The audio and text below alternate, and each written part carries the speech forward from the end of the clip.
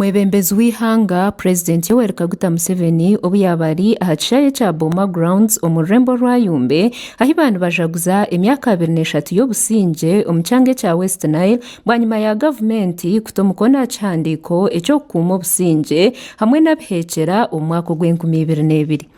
Gavumenti neyetenga sente zikwingana biliyoni 26 kubaasa kurihirira abantu. Omwebembezi w'ihanga yatandikaho n'okubaha biliyoni 1.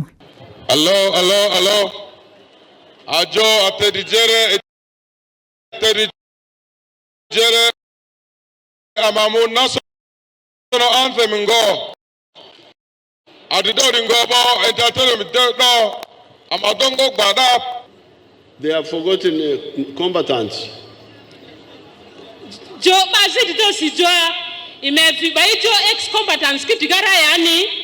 It is not fair. Because the combatants also have children. They are studying in these schools. They are going to these health centers. Presidenti yasima bobona Ababaire bari enyuma y'Abahekyera aba bari Moses Ali Kalechumura hamwe n'omugenzi James. Bamwe aha bantu kuruga omu bicweka ebi bagamba aha muringo gw'embeera ei babaire barumu bakugira ngu nahabwekyo n'ekyomugasho munonga kujaguza ekireki.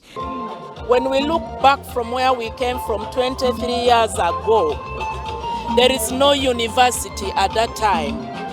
That time there was only one university, Makerere University. Now we have a government university in West Nile. In the 23 years, Yumbe in particular has managed to get a mango fruit factory. This is becoming operational this May, and I can give you guarantee this factory has a capacity of 6 tons per hour.